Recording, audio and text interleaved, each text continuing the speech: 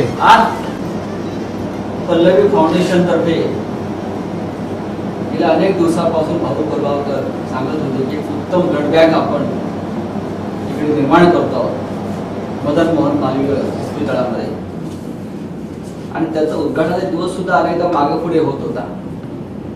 पण आज जेव्हा मी येऊन पाहिलं आणि मला कळलं की भाऊ इतके दिवस नक्की काय मेहनत करत होते. इस्पितळामध्ये आल्यावर चित्र वेगळं आहे आणि वर जेव्हा मी आलो ब्लड बँक पाहायला, मला असं वाटलं की आंतरराष्ट्रीय दर्जाची ही ब्लड बँक आहे. या मुंबईला नव्हे तर महाराष्ट्रातल्या अनेक गरजूंना इथून यापुढे खऱ्या अर्थानं मदत मिळणार आहे. आणि आपण नेहमी म्हणतो की रक्तदान हे जीवनदान आहे. इथे आल्यावर लोकांना असं वाटेल की इथे येऊन आपण लोकांसाठी रक्तदान केलं पाहिजे, लोकांचे प्राण वाचवायला पाहिजे.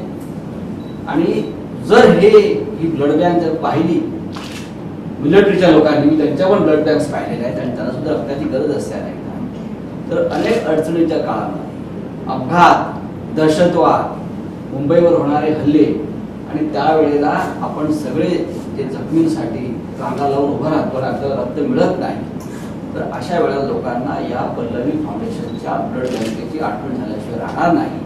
मी या ब्लड बँकेला शुभेच्छा देताना इतकंच सांगेन की आपण फार मोठं सामाजिक आणि राष्ट्रीय कार्य केलेलं आहे. हे काम तुम्ही वाढवत द्या.